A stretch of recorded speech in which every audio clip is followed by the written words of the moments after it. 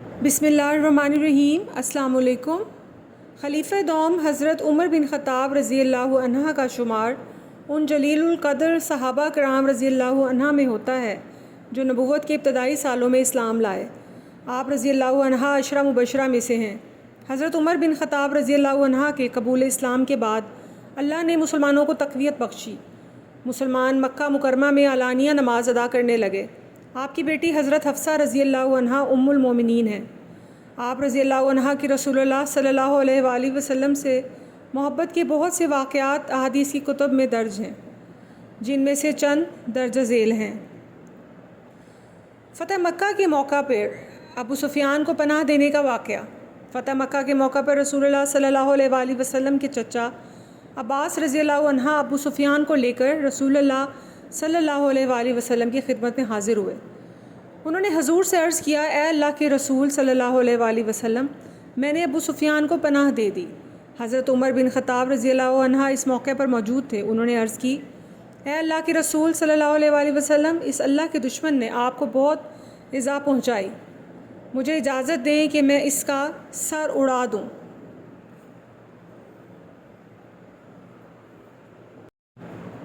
یہ سن کر عباس رضی اللہ عنہ بولے، اے عمر ابن خطاب، اگر ابو سفیان کا تعلق قبیلہ بنو عدی سے ہوتا تو آپ ایسا نہ کہتے۔ آپ رضی اللہ عنہ نے جواب میں فرمایا، اے عباس، آپ کا ایمان لانا مجھے اپنے والد خطاب کے ایمان لانے سے زیادہ محبوب تھا، اس لیے کہ آپ کے ایمان لانے سے رسول اللہ صلی اللہ علیہ وآلہ وسلم کو خوشی ہوئی۔ اس سے ظاہر ہوتا ہے کہ حضرت عمر بن خطاب رضی اللہ عنہ رسول اللہ صلی اللہ علیہ وآلہ وسلم کی خوشی کو اپنی خوشی پر ترجیح دیتے تھے۔ رسول اللہ صلی اللہ علیہ وآلہ وسلم کی عمر فاروق رضی اللہ عنہ کے حق میں دعا۔ نبی کریم محمد صلی اللہ علیہ وآلہ وسلم نے اللہ کے حکم سے مکہ مکرمہ میں علانیہ تبلیغ کا آغاز کیا۔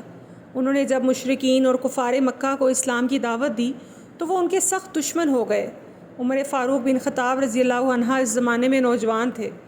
گھوڑ سواری، شمشیر زنی اور کشتی لڑنے میں آپ بہت زیادہ نام پایا تھا۔ حضرت عمر فاروق رضی اللہ عنہ اپنے خیال میں جس بات کو ٹھیک سمجھتے تھے اس کا اظہار کرنے میں کسی سے خوف نہیں کھاتے تھے۔ جو بات سمجھ میں آ جاتی اس پر سچے دل سے عمل کرتے اور کسی ڈر کی وجہ سے اسے نہیں چھپاتے تھے۔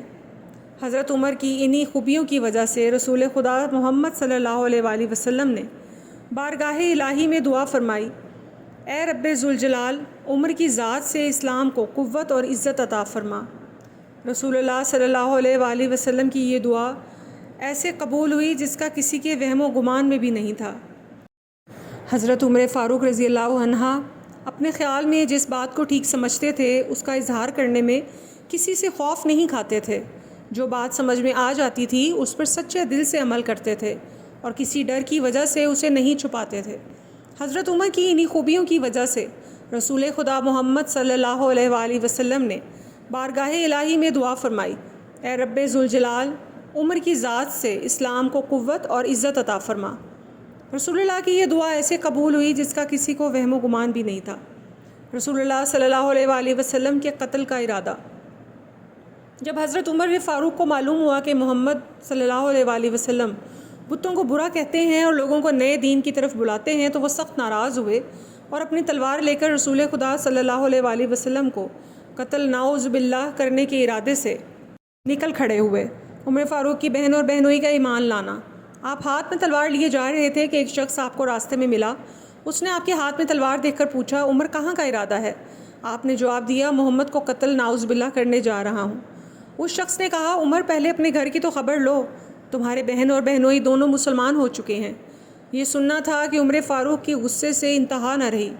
وہ بولے، اچھا تو پہلے میں انہی کی خبر لیتا ہوں۔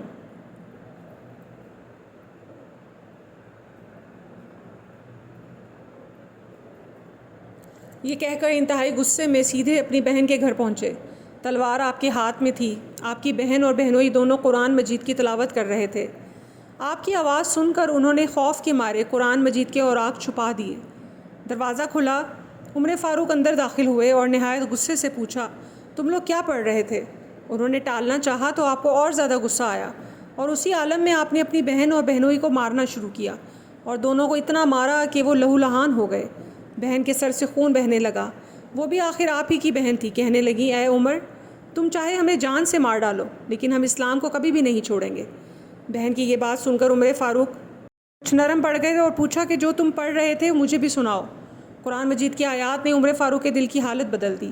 آپ کی بہن نے سب سے پہلے آپ کو وضو کروایا اور قرآن مجید کے اوراق ان کو دیے۔ حضرت عمر فاروق نے چند آیات ہی پڑھی تھیں کہ ان کے دل کی حالت بدل گئی، آنکھوں سے آنسو بہنے لگے، پتھر جیسا سخت دل موم ہو گیا۔ اسی حالت میں اٹھے اور حضرت محمد صلی اللہ علیہ وآلہ وسلم کی خدمت میں حاضر ہوئے۔ رسول خدا صلی اللہ علیہ وآلہ وسلم کی خدمت میں حاضری اور قبول اسلام۔ ننگی تلوار ہاتھ میں تھی۔ صحابہ کرام رضی اللہ عنہ عمر فاروق کو اس حالت میں دیکھ کر نہایت حیران اور پریشان ہوئے۔ انہوں نے رسول اللہ صلی اللہ علیہ وآلہ وسلم کو عمر فاروق کے آنے کی اطلاع دی۔ آپ نے نہایت اطمینان سے عمر فاروق سے دریافت کیا اے عمر کیوں آئے ہو؟ عمر فاروق نے جواب دیا اسلام قبول کرنے۔ یہ سننا تھا کہ تمام صحابہ کرام میں خوشی کی لہر دوڑ گئی اور انہوں نے نعرہ تکبیر بلند کیا۔